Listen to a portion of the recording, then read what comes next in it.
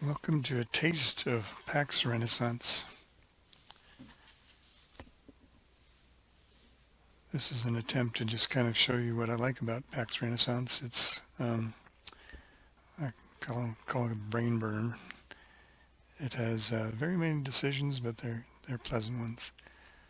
I don't claim to be an expert on the game. I've only played it a few times, but I find it very intriguing, and I like to give you a taste of it and see whether this is your style or not.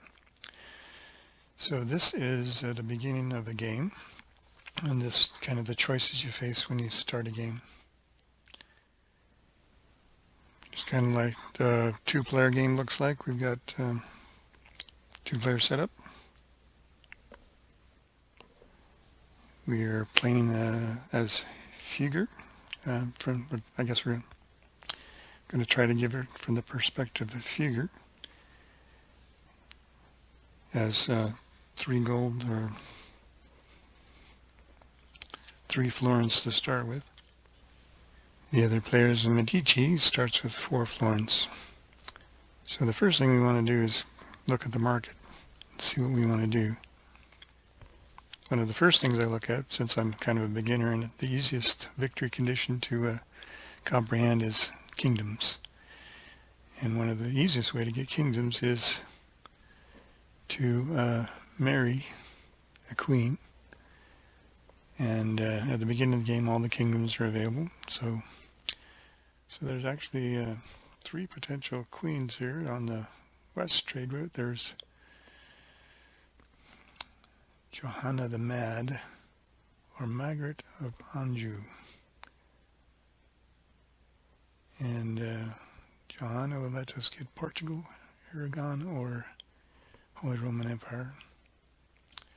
Margaret of Anjou would let us get England or France or our Aragon. And then Johanna has the Catholic prestige. On the east side, we have 1 queen, potential queen, and she could be Mamluk, Ottoman, or Hungary, and has a Muslim prestige, which is very appealing since if you want to look at the Ottomans start with more power. They start with 2 horses and a castle, so they're very strong.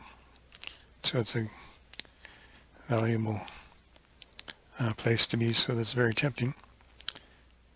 Fortunately for us, we only have 3 florins, and it would cost us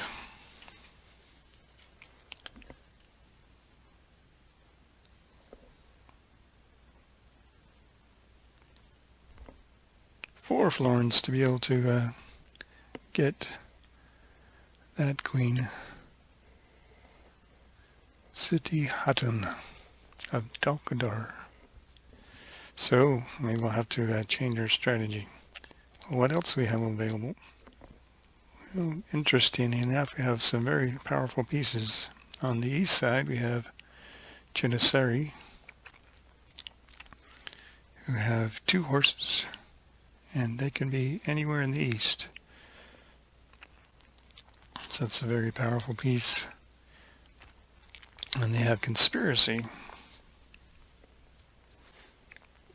You can look at our handy guide and see that a conspiracy lets us attack with the pieces on the card, which is very powerful since there's 2 of them. And then knights on the map and rooks are treated for defense. If there are some pirates, we could use those for attacking. And any knights or rooks that are oppressed can actually add in. So the Janissaries are very compelling, especially the very first, because we could basically take over any of the eastern kingdoms except for the Ottoman. And if you look at the way the rules go, even using those to attack the Ottoman Empire might be useful, because they knock down 2 of the units and leave the Ottomans much weaker, though it wouldn't be enough to take it. So that's a great option. Of course, there's another great option too. There's the Swabian League, which basically has the same thing on for the Holy Roman Empire. It's not as widespread, but it has 2 knights also. Looking at the Holy Roman Empire, right there. Of course, the Swabian League does not have a conspiracy. So all we'd be doing is placing those knights. But that would let us have, it's a great way to strengthen the Holy Roman Empire, because it'd give it 2 knights. So now we get into all the subtleties of this, because some cards are good all by themselves, and some cards are good in combination. So another option is Peasant Revolt from the Hidden, and that's for Aragon. So interesting thing about a Peasant Revolt is that the pieces attack. So in this case, we'd have 1 pawn that could attack with, knights and rooks on the border defense, but pirates would attack, and concession cubes in your own color would be able to attack. So, and any serf cubes that are repressed.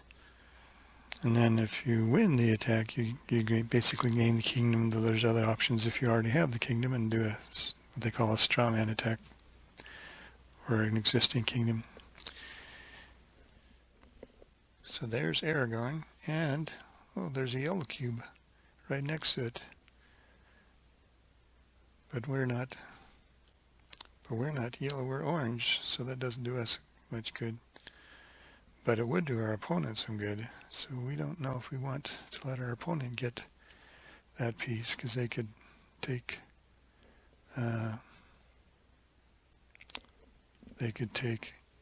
Aragorn using it, because they could have basically two attacking against 1 defending.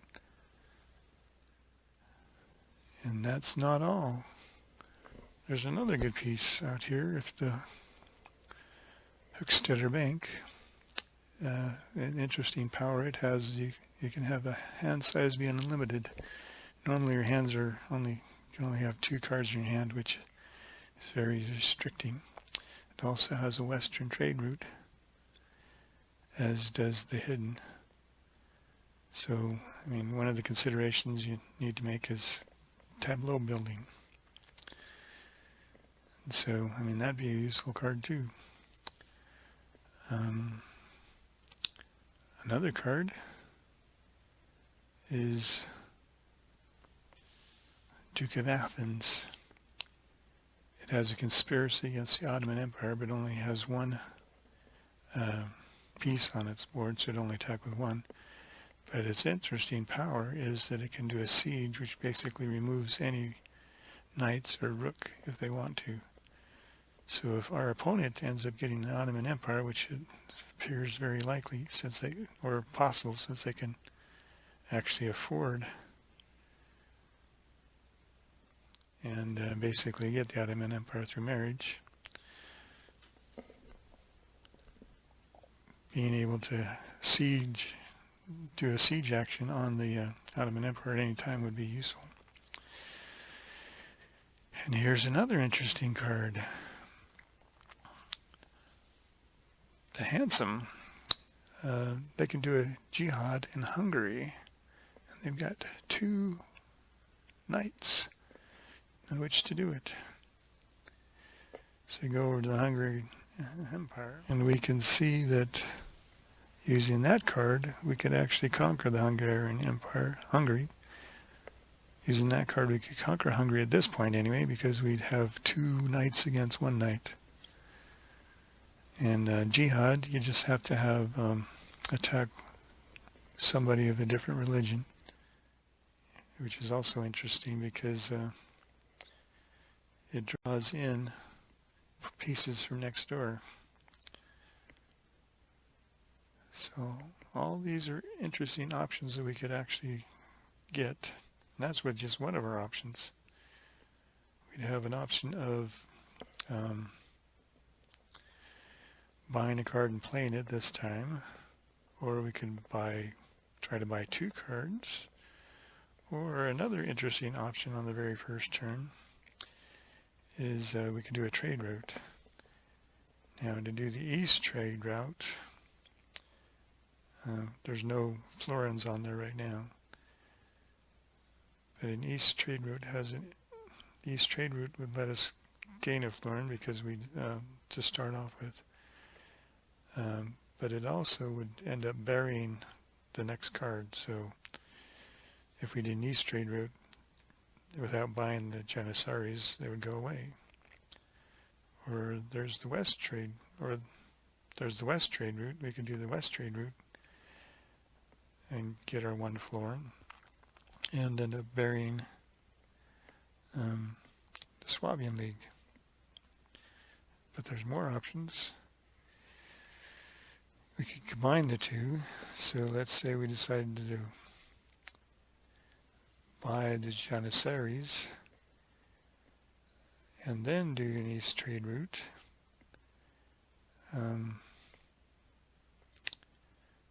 That would have an interesting effect,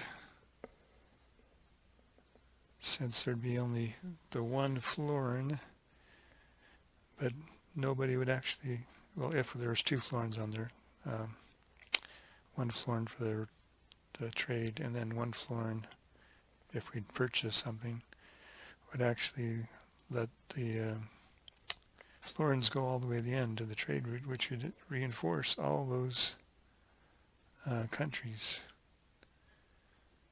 which may or may not be what we want. What to do? I don't know. I just wanted to show that, and this is an interesting game because there's so many approaches you can do. I haven't even talked about the rules, the ways of victory. One method of victory is basically kingdoms, so you want to conquer as many as you want.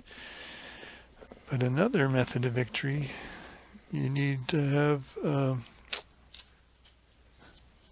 the medieval age. You need to actually have a law to win, and we have to have republics, which takes a while to do, but there's a law card right there which might be useful for that victory. We already showed the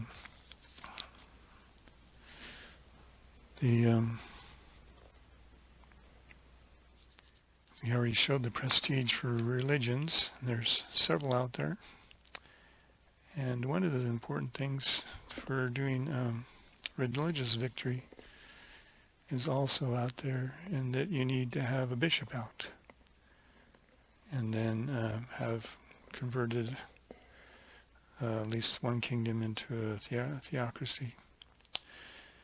So this is an interesting game in that every card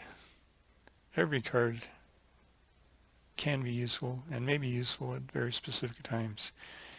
And some cards may help you set things up for later, and some cards may make it easy to do quickly. I think that's why when you first start playing, you notice the queens quickly, and other things take a little while to get used to. But having the Ottoman Empire at the beginning can be useful because of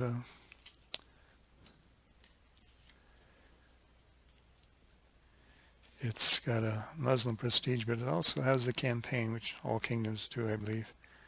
And that lets you take your forces and conquer some other kingdoms. And if you have your 2 knights going, you can conquer anything at the beginning. But otherwise, it depends on what's there.